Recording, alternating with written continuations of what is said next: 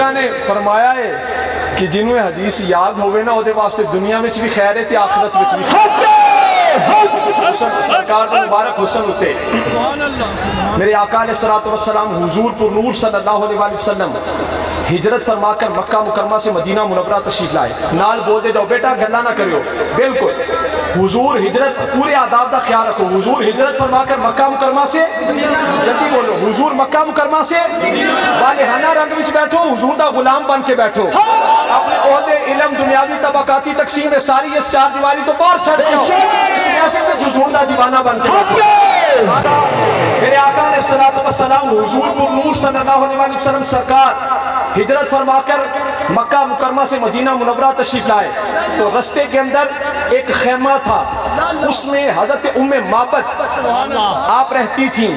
اس خیمہ سے جو مسافر لوگ ہوتے وہ آتے جاتے کھانے پینے کی اشیاء خرید لیتے تھے، تو سرکار حضرت ام معبد کے خیمہ میں تشریف لے کر گئے ہجرت کی رات۔ کب بھئی؟ ہجرت کی رات۔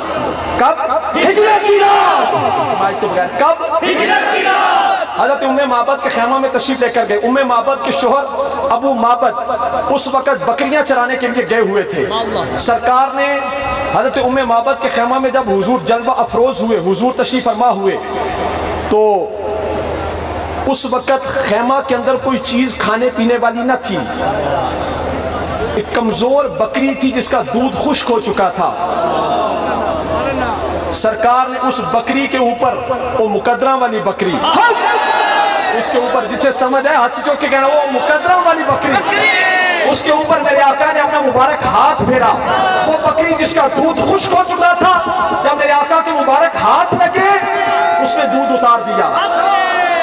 وہ مبارک دودھ میرے آقا علیہ السلام حضور نے بھی نوش فرمایا، حضرت صدیق اکبر نے بھی نوش فرمایا، سرکار کے ساتھ دو اور ساتھی تھے انہوں نے بھی نوش فرمایا۔ سرکار نے اس دودھ کو یہ شرف بخشا، حضور نے اس کو پیا۔ ام معبد کے گھر کے سارے برتن دودھ سے بھر گئے۔ جب ابو معبد واپس آئے نا تو دیکھا کہ گھر میں ہر طرف دودھ ہی دودھ تھا۔ کہا من این لکے حاضا یا ام معبد، ام معبد سے پوچھا یہ دودھ کہاں سے آیا؟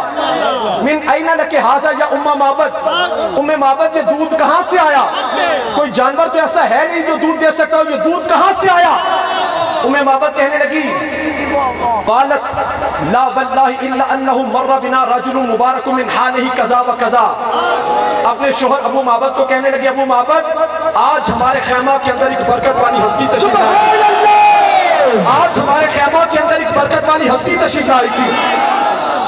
آج قالت لا واللہ الا انہ مر بنا رجل مبارک من حالہ کذا و کذا۔ ابو معبد کہنے لگے ام معبد یہ دودھ کہاں سے آیا؟ ام معبد کہنے لگی آج ہمارے خیمہ کے اندر ایک برکت والی ہستی تشریف لائی تھی، مبارک ہستی تشریف لائی تھی۔ ابو معبد کہنے لگے صفی لی یا ام معبد، ام معبد ان کی صفتیں بیان کرو، ان کا مبارک حسن بیان کرو، ان کا سراپا بیان کرو۔ آگے سے حضرت ام معبد نے جو حضور کا مبارک حسن بیان فرمایا، بیان یہ کیا کہ سرکار کی مبارک پلکیں ایسی تھی، ایک ایک گاتے پورا مجمع ہاتھ چکے، سرکار کی مبارک پلکیں ایسی تھی، نانا کو سرکار کی مبارک پلکیں ایسی تھی، سرکار کی مبارک پلکیں ایسی تھی، سرکار کے ریش مبارک داڑھی مبارک ایسی تھی، سرکار کی مبارک آنکھیں ایسی تھی، سرکار کی گردن مبارک ایسی تھی، سرکار کی چال ایسی تھی، ان کے مبارک ہاتھ ایسے تھے، ان کا چہرہ ایسے تھا، ان کی رنگت ایسی تھی۔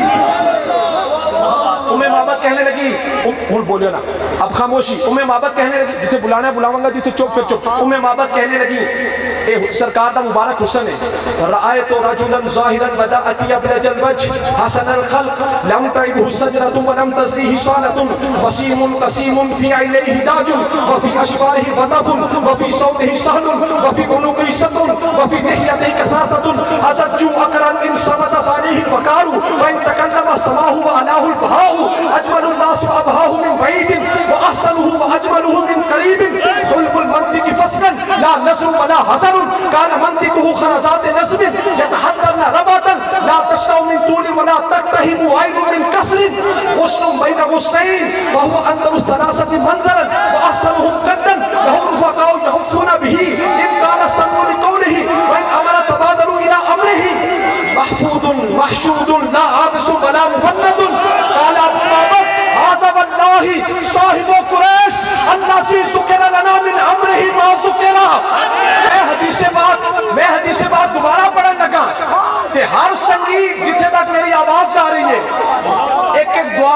رکھ لو. سب تو بڑی دعا تے ہے کہ اللہ تعالیٰ سانو اخلاص نال اپنے دین دی خدمت دی توفیق عطا فرمائے. رسول اللہ دی سچی سچی محبت پیار غلامی اتباع اطاعت عشق نصیب. لیکن ہن کھلی گل ہے ہر سنگی ایک ایک مقصد ایک ایک مراد دل چ رکھو. چپ کر کے نہ بیٹھو. سبحان اللہ. آواز سبحان اللہ. پڑھنے لگا کوئی بولے گا نہیں. اپنی ایک ایک دعا دل چ رکھو. سوچ لو سوچ لو.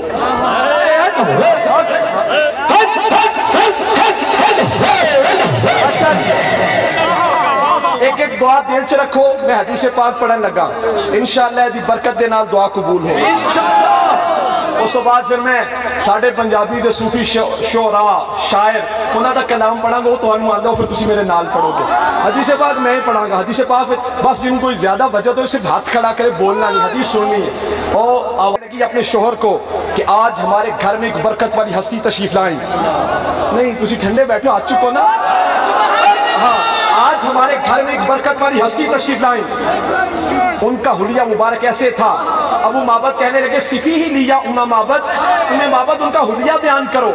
تو ام معبد نے حضرت ام معبد نے اس کے بعد سرکار کا مبارک حسن بیان کیا کہ ان کا چہرہ مبارک ایسے تھا. ان کی مبارک رنگت ایسی تھی. ہاتھ چکے کہنے لگے ان کی مبارک رنگت ایسی تھی. کسی نال چلو نا پھر منو بھی مزہ آئے گا. تائیں ان کی مبارک رنگت ایسی تھی. میں حدیثاں پڑھا نا میں صبح تک پڑھدا رہا. اے کتاباں اے تسی جان دے ہفتے مہینے چاہیے بیٹھ جو بھی. ان کی مبارک میں صبح تک پڑھ سکنا. ایک ایک حدیث تو میں تب سکتا تسی برداشت نہیں کر. ان کی مبارک رنگت ایسی تھی. بولو تسی ایک لفظ نہیں یاد. ان کی مبارک رنگت ایسی تھی. ایسی تھی ان کی مبارک رنگت ایسی تھی. ان کی مبارک رنگت ایسی تھی. ان کا چہرہ مبارک ایسے تھا. ان کی مبارک زلفیں ایسی تھی. ان کی مبارک آنکھیں ایسی تھی.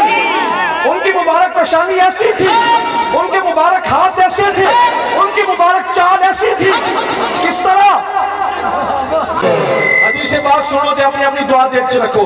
رأیت رجلا ظاہر البداءۃ ابلج الوجہ حسن الخلق لم تعبہ سجلۃ ولم تزریہ صالۃ وسیم قصیر فی عینیہ تاج وفی اشفارہ وطف وفی صوتہ سہل وفی عنقہ سطن وفی لحیتہ کثاثۃ ازج اقرن ان صمت فعلیہ الوقار وان تکلم سماہ وعلاه البہاء اجمل الناس وابہاہ من بعید واحسنہ واجملہ من قریب حلو المنطق فصلا لا نصر ولا حذر كان منطقه خرزات نسل يتحدرن رباتا لا تشنع من طول ولا تقتهم عين من قصر غصن بين غصنين فهو أندر الثلاثة منظرا وأحسنهم قدا له رفقاء يحفون به إن قال السمو لقوله من أمر تبادر إلى أمره محفوظ محشود لا عابس ولا مفند قال أبو معبد هذا والله صاحب قریش الذي ذكر لنا من أمره ما ذكر. مطلب کی نبی پاک دے حسن دے جلویاں دی. نبی پاک دے حسن دے جلویاں دی. ہم چکے نبی پاک دے حسن دے جلویاں دی. نبی پاک دے حسن دے جلویاں دی. ٹھنڈی ٹھار چمکار سبحان اللہ سبحان اللہ اچھی کہو. نبی پاک دے حسن دے جلویاں دی. ٹھنڈی ٹھار چمکار سبحان اللہ. پل زلفان دے کھلے کہ چمن اندر آ گئی تازہ بہار سبحان اللہ. نبی سیر دی رات سبحان اللہ. جانا الصبح سبحان اللہ. سائم سورج دی روشنی معاف کر دے انہاں دے پاک رخسار سبحان اللہ. اتی ابلج الوجہ حسن الخلق لم تعبہ سجلۃ ولم تزریہ صالۃ وسیم قصیر فی عینیہ تاج وفی اشفارہ وطف وفی صوتہ سہل وفی عنقہ سطن وفی لحیتہ کثاثۃ ازج اقرن ان صمت فعلیہ الوقار وان تکلم سماہ وعلاه البہاء اجمل الناس وابہاہ من بعید واحسنہ واجملہ من قریب حلو المنطق فصلا لا نصر ولا حذر كان منطقه خرزات نصب يتحدرن رباتا لا تشنع من طول ولا تقتهم عين من كسر غصن بين غصنين فهو أندر الثلاثة منظرا وأحسنهم قدا له رفقاء يحفون به إن قال السمع لقوله وإن أمر تبادر إلى أمره محفوظ محشود لا عابس ولا مفند قال أبو معبد هذا والله صاحب قریش الذي ذكر لنا من أمره ما ذكر.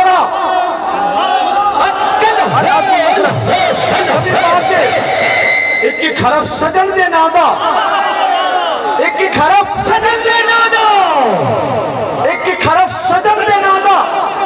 गुलिस्ता विच कुरान है, हरदम याद सजन विच रहना साडा एहो विरद ज्ञान है, सूरत याद दी वेंदिया रहना एहो सब अमलादी जान है, आजम साडा दीन की पूछना है, साडा एहो दीन ईमान